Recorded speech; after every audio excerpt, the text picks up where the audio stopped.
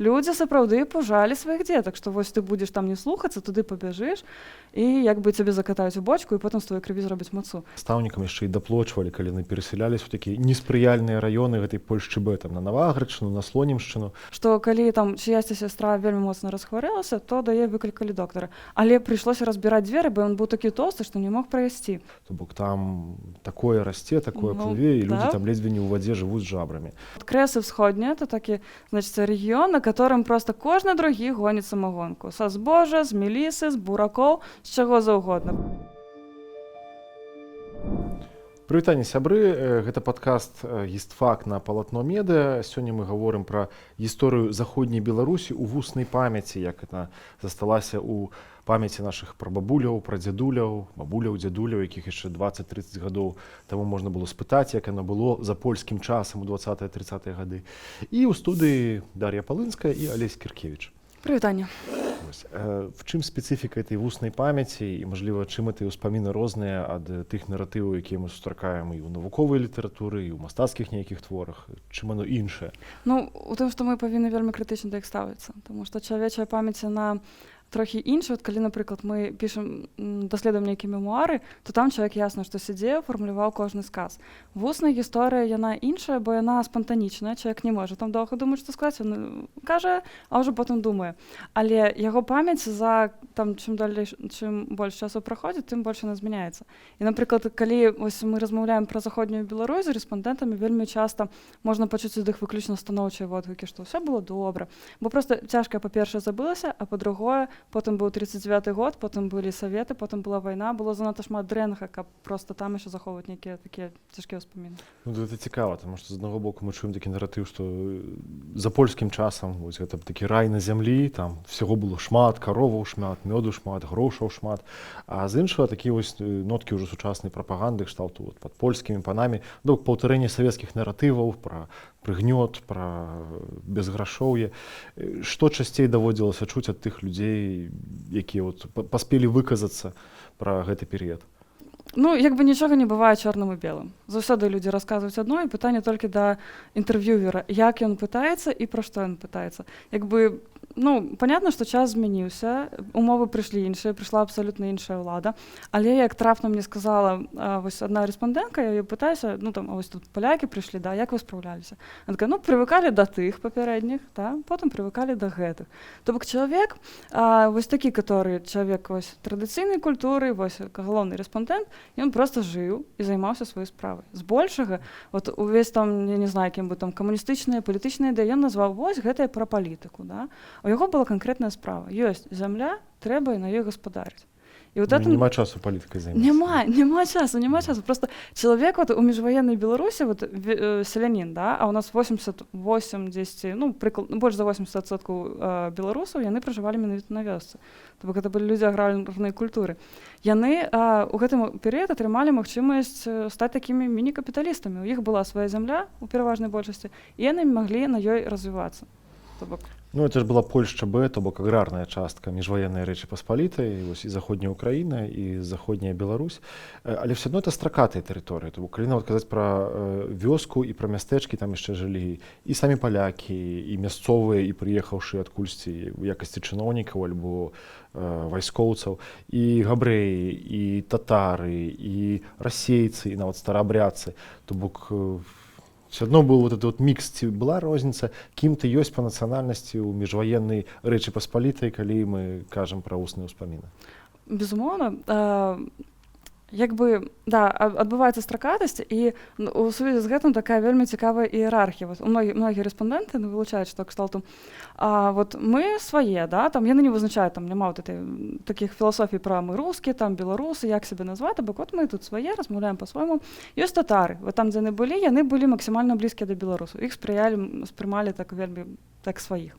Ёсць габрэі, яны іншыя, гэта людзі іншай культуры.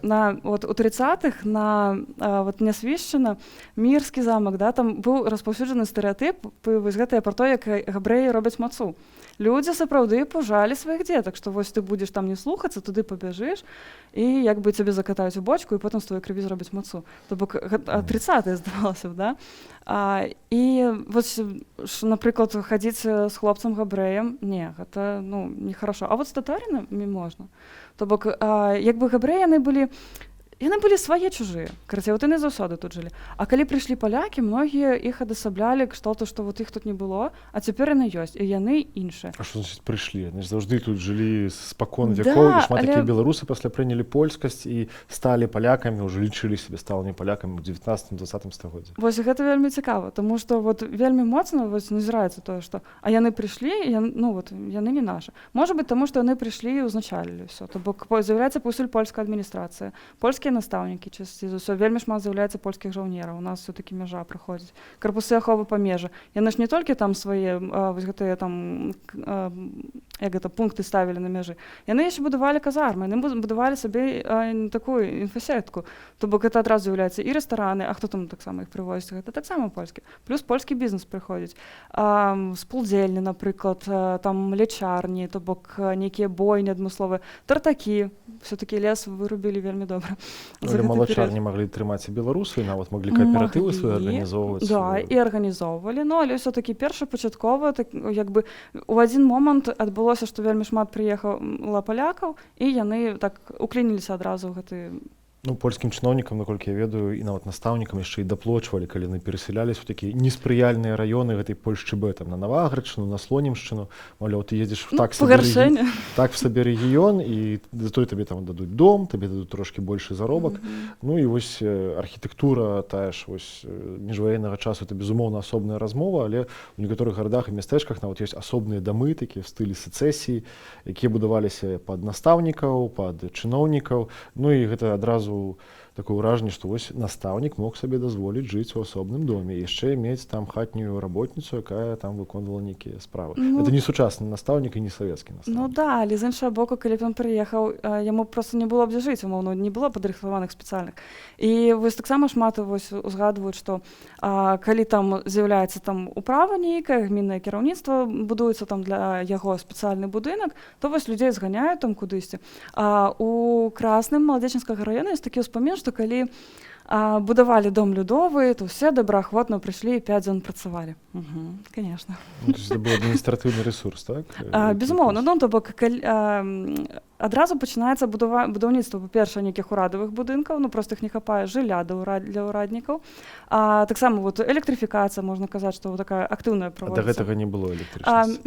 Менш. То бок цяпер яна больш масавая. І яна ўжо не толькі там выключна на адміністрацыйныя будынкі і да войска. Яна ўжо і прыходзіць і да зажытачных там габрэяў, потым ужо да менш зажытачных габрэяў, і ўжо да канца там 30-х ужо гэта такая зусім пашыраная з'ява. Тэлефон, тэлеграф, напрыклад, там дарогі вельмі шмат перабудоўвалі і асфальтавалі таксама, бо з'яўляюцца аўтамабілі. І прынцыпу аўтамабіля становіцца адносна шмат, у параўнанні з тым, што было. І аўтамабілі, і аўтобусы таксама, то бок, як я разумею, прыгарадныя нейкія рэйсы з горадні альбо з Беластокам, ты можаш даехаць аўтобусам туды-сюды. Прычым таксама камерцыйная. І была такая гісторыя, быў такі ўспамін, што вось адзін хлопчык там казаў, што ў яго была тэмпература, ён захварэў, а яго бацька не мог яму ніяк дапамагчы, бо атрымаў замову пашыць гэтыя сідушкі для такіх аўтобусаў, вельмі тэрмінова, літаральна за адну ноч, за што яму далі 100 злотых. Це малыя грошы. Гэта вялікія грошы. Гэта вось амаль ровар можна купіць, бо ровар там ад 150 быў. І гэта дакладна кошт каровы. А карова для, калі мы кажам пра вясковую культуру, пра аграрную, то это, супер. І кажучы пра інфраструктуру, ты закранула ўжо тэму медыцыны. Як я разумею, існавала паралельна две медыцынскія сістэмы. Вось тая архаічная, калі яшчэ людзі самі заварвалі сабе зёлкі альбо шукалі знахарку, што ўрэшце-рэшт абыграна ў кнізе «Знахар» і такім творы мастацкім. І адначасова ўжо сучасныя нормы медыцыны, уже акушэркі, нейкія там нормы стэрыльнасці. Як гэта выглядала ў нас вось у такой правінцыі, у вёсках, маленькіх мястэчках? Па даступнасці. Умоўна, калі людзі не маглі сабе дазволіць заплаціць за паслугі той жа акушэркі, яны ішлі да павітухі. І плюс ты больш знаеш, як бы такі ўжо свой фактар. Народная медыцына, яна вельмі моцна заставалася. Да дактароў, па-першае, ёсць фактар недаверу, а па-другое, проста няма грошаў. Вось была гісторыя, таксама з нясвіжа, можа быць, што калі там чыясьці сястра вельмі моцна расхварэлася, то да яе выклікалі доктара. Але прыйшлося разбіраць дзверы, бо ён быў такі тоўсты, што не мог прайсці. І це стало міфом такої легенди. Ну, це вельми цікаво на самом дежурним анекдотом хіба що на застолях, що такий був доктор.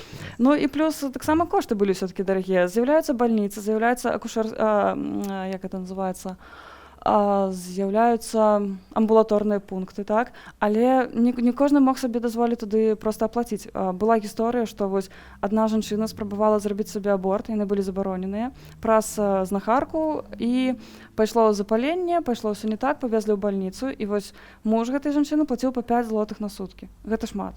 Ну, аб'ектыўна, гэта дарагі кошт, і ну, не кожны мог сабе пазволіць. Мне здаецца, тут яшчэ ментальная рыса, што вайсковы чалавек не будзе расходаваць грошы туды, дзе можна не расходаваць, а будзе ўкладаць іх, напрыклад, будзе адкладаць і купіць там сабе зямлю дакупіць. Альбо добудуецца, альбо рэшце-рэшт купіць сабе тартак, альбо там возьме крэдыт на гэты тартак, ну, штосьці зробіць такое.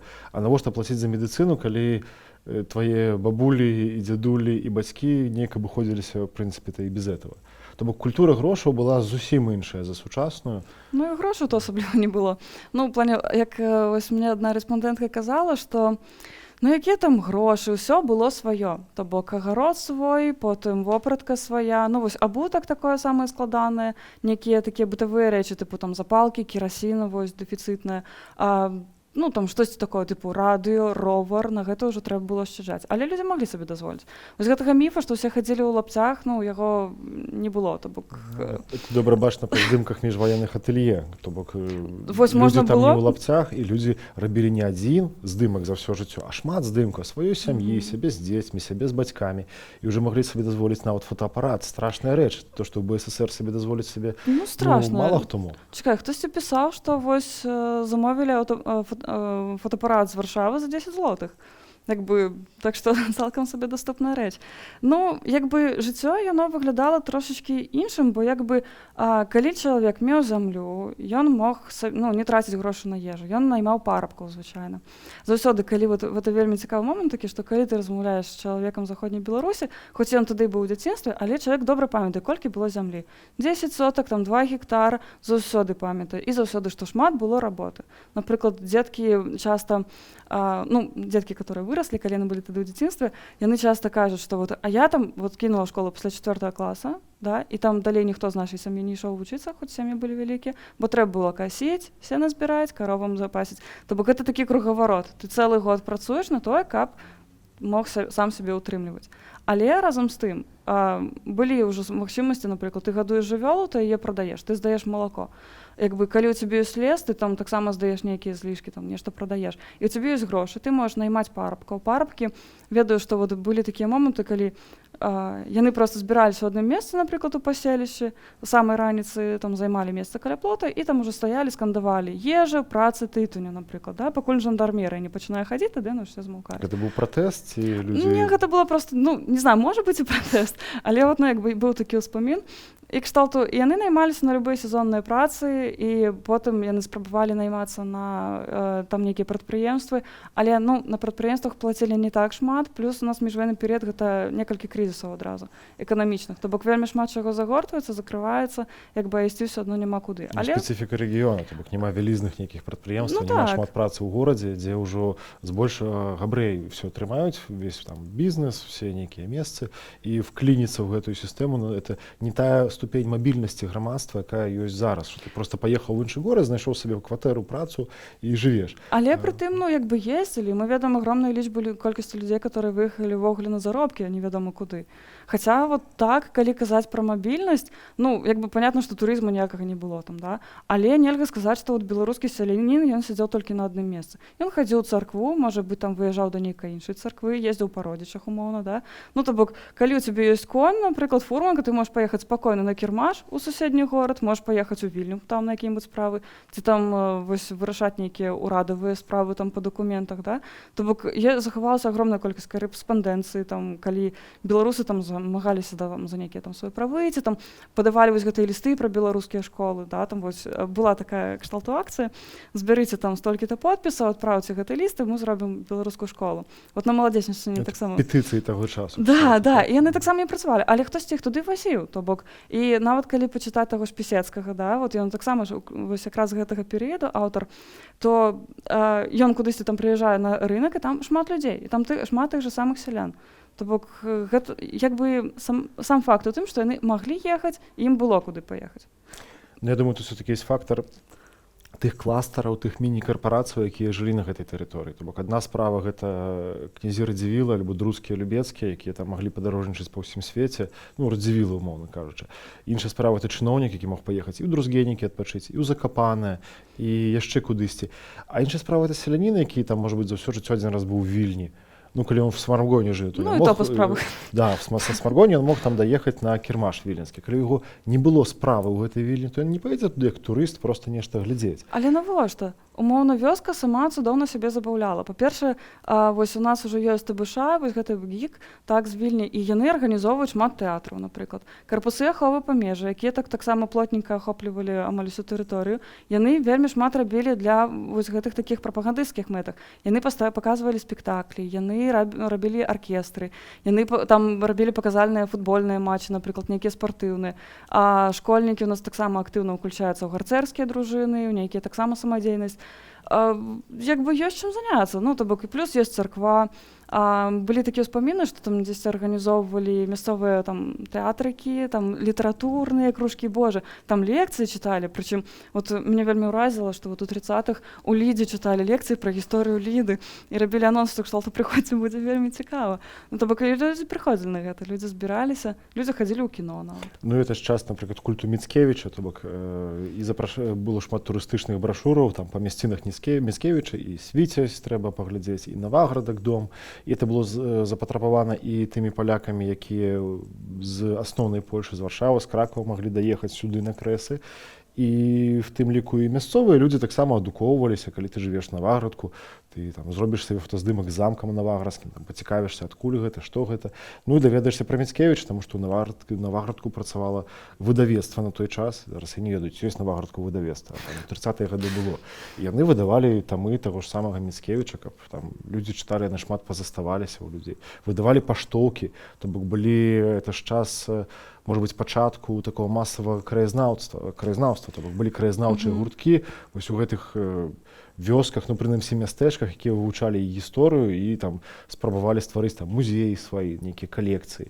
Ну, вось такі цікавы. Ну, як бы гэта, калі мы кажам там пра іерархію патрэбнасцяў, гэта ўжо якраз такі наступны ўзровень. Ну, то бок людзі могуць сабе дазволіць ужо пачаць гэтым цікавіцца. Ну, это наступны левел, але я думаю, што важна разумець, што быў яшчэ ніжэйшы левел людзей, якія заставаліся жыць у абсалютна архаічным грамадстве. Як вот мне казаў археолог, вось Пінск, напрыклад, это ж таксама вот Палессе, заходняя Беларусь. Ён недзе на Палессе быў на раскопках уже там у нулевых, умоўна кажучы, гадах, і яго падвозіла бабуля, якая там сидзела на возе, паехалі з намі. Адкуль ты, хлопчык, там, звідкі ты? Кажа, з Мінску. З Пінску, була там раз в жыцці. Ну, то бок, это жанчына, хутчэй ўсё народжаная там 20-30-е гады, і вось у Пінску она была там раз ці два ў жыцці. Бывало і такое. У гэтым вельмі, дарэчы, класная асаблівасць Палесся.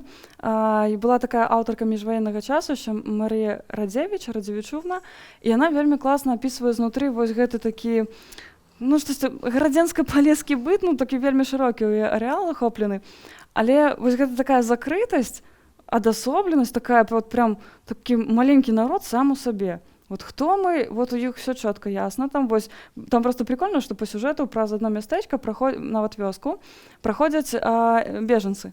І вось як іх успрымаюць іншыя, як гэтыя вось мясцовыя успрымаюць гэтых іншых, як бы это вельмі класна адлюстравана. Ну, Палессе это асобны рэгіён, і ён быў самы занядбаны, дарэчы. Так, але цікава, што Польшча, не маючы замежных калоніяў, там недзе в Афрыцы, там на моры, акіяне, фактычна ў турыстычных брашурах пазіцыянавала Палессе як такую нашу Амазонію, нашы джунглі.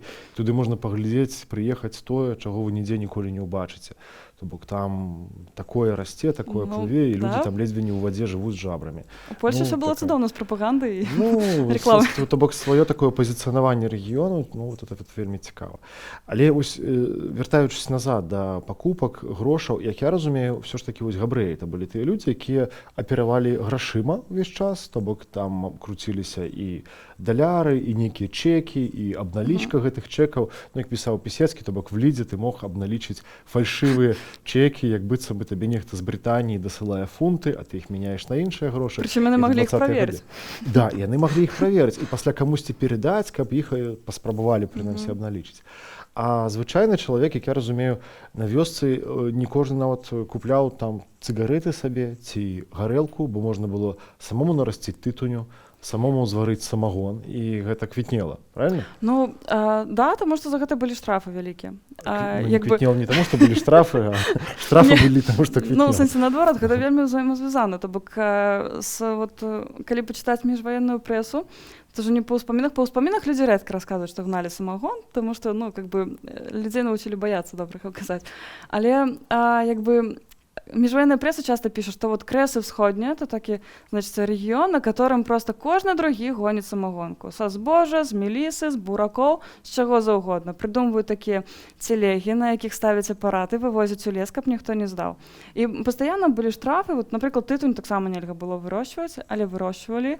А тытунь каштаваў, дарэчы, 40 грошаў, по-мойму. А звычайны папірос злоты ці штосьці каля злотага. Ну, то бок кошты былі вялікія, дазволіць іх сабе не мог. Але калі казаць про такое сялянства, вот такое умоўна, которое мае сваю зямлю і працуе, то яны не маюць столькі звестак, што каб яны там пілі дужа, або палілі, бо проста дорага. Ну і дорага, і ты пасля не зможаш працаваць, то бок закісь цябе работнік, калі ты просто будзеш п'яны. Вось цікавыя сведчанні былі, але это ўжо в літаратуры, але вось такая вось пісьменніца ўзгадывала, што кшталту за Польшчай у нас пілі, але пілі кілішкамі. Прыйшлі саветы, сталі піць стаканамі. У нас могла быць на весь вечар адна бутэлька на весь стол, дзе былі здаровыя мужыкі, а далей уже на кожнага там ці на кожнага другого трэба было па адной бутэльцы. То бок культура піцця таксама змянілася, але яно вядома чаму, калі ты працуеш, то ты маеш, калі ты не працуеш, ты не маеш. У Савецкім Саюзе все маюць аднолькава.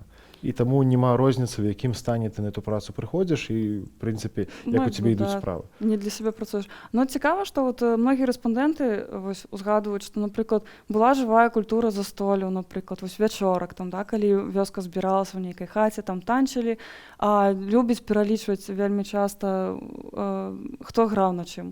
Хтосьці граў на гармоніку, хтосьці там сам на гітары, там была скрыпачка, там дудачка, і вось усе там календарныя святы, напрыклад, людзі збіраюцца. А дзяржаўныя святы збіраюцца. Вот это унікальнасць нашай культуры, тому што вот, ну, святкаваць можна ўсё. То бок, і нармальна, ну, як бы няма выпадкаў, там, што хтосьці там напіўся прям вельмі моцна, там кагосьці пабіў, там, ці пайшоў дэбашырыць. Як бы людзі, ну, як мінімум ва ўспамінах, так, людзі ўзгадваюць гэта вельмі так станоўча, прыстойна, з такой... Ты, прабач, два моманты просто здаў пра дзяржаўныя святы, калі Польша прыняла канстытуцыю, то былі такія этнаграфічныя звесткі, што некаторыя беларусы лічаць, што канстытуцыя — это жонка Пілсудскага. Ну, яго ж павінна быць жонка, но, напэўна, это канстытуцыя. А пра тое, што пабіліся, дракі ўсё ж такі былі, і бойкі былі вялікія, і вёска на вёску. Але што цікава... Ну, это нормально. Я ж не кажу, што это ненармальна. Але што цікава, што за бойку, нават калі ты забіў кагосьці на вяселлі ці на танцах, давалі менш, чым за агітацыю палітычную, калі ты агітаваў за КПЗБ, за камуністаў. Ну, то бок градацыя такая была. І паліцыя часта, ну, зноў жа, і па мастацкай літаратуры, і па ўспамінах, да і ўрэшце-рэшт ёсць архівы. Паліцыя нават так, як бы, паблажліва ставілася да нейкіх крадуноў, да злачынцаў. А вось калі ты палітычны, тады ўжо зусім іншая справа, іншая стаўленне. За палітычныя і вешалі нават, ну, і забівалі, то бок, як бы, а такое, ну, да, было, вось таксама ў міжваеннай прэсе можна шмат узгадаць, што там хтосьці кагосьці забіў, пра гэтыя выпадкі заўсёды пісалі, але, ну, як бы пакаранні там былі вельмі такія, да, ну, як бы не смяротныя, дакладна. Ці рэспандэнты, вось ужо рухаючыся бліжэй завяршэння, ці рэспандэнты неяк крытычна параўноўваюць тую рэальнасць і рэальнасць савецкую, ту саветызацыю, якая прыйшла пасля 44-го года. Ну, бо 39-41 это быў вельмі кароткі перыяд. Ці ёсць нейкая крытычная, дзе было лепш, дзе было горш, і канкрэтна па пунктах у чым? Ну, тут ужо трэба глядзець все-таки крытычна. Як бы большасць рэспандэнтаў у часы заходняй Беларусі міжваеннага перыяду, яны былі дзецьмі. То бок, ўспаміны пра дзяцінства яны заўсёды больш пазітыўныя. Далей, калі мы кажам пра вось рэспандэнтаў, то яны пражылі ў вёсцы, у іх было нейкая маёмасць, і ў іх яе забралі. Кожны другі таксама расказвае, што вот была карова, было 2 каровы, там 2 гады пратрымаліся без калхоза, не хацелі ісці, сыходзілі ў лясы, але потым прыйшлі, все забралі. гэтых раскулачылі. Ну то бок вось гісторыі раскулачвання яны былі вельмі больш балючыя, магчыма, чым ва ўсходняй Беларусі. Бо людзі ўжо прывыклі, людзі паспелі добра такі нажыцца на гэтым усім, да? Як бы хтосьці там дамы дабудоўваў, хтосьці там проста пашыраўся, нейкія справы займаў. І як бы і тут прыходзіць 39-й год, і вот это ўсё руйнуецца, вот это толькі паспеў прывыкнуць за там амаль 20 год, а гэта ўсё руйнуецца. Таму гэта была вельмі вялікая драма. Ну, на ўсходняй Беларусі было на 20 гадоў больш савецкай улады, таму тут трэба пра гэты фактар памятаць, то бок гэтаму рэгіёну было цяжэй, а тут яшчэ жылі людзі, якія памяталі эту прыватную ўласнасць. Это ж распаўсюджаная тэма, калі людзі тыя паказваюць, вот там была наша земля, і вось там кавалак быў нашай зямлі, а не памяталі, а часта захоўвалі дакументы, маўляў, што ну нешта ж зменіцца, нейкая мажлівая справядлівасць яшчэ будзе, і яно ўсё вось вернецца на кругі свае. Ну, сапраўды. Ну, то бок людзі, якія разумею, завяршаючы, па-за межамі якіх праходзілі палітычныя працэсы, якія маглі нічым не цікавіцца, нейкія падставовыя рэчы і свой падставовы аналіз сітуацыі маглі правесці на сваіх лёсах і на лёсах сваіх суседзяў. Ну, ім было з чым параўнаць гэта дакладна. Дзякуй вялікі, з вамі быў падкаст «Гістфак» на Палатно Медыа. Калі ў вашай сям'і былі нейкія гісторыі, звязаныя з заходняй Беларусю, вам нехта нешта распавядаў, альбо не даказаў, альбо вы не паспелі нешта спытаць, пішыце ў каментарах, будзе вельмі цікава. З вамі былі Дар'я Палынская і Алесь Кіркевіч. Да новых сустрэчаў. Шчасліва. Да пабачэння.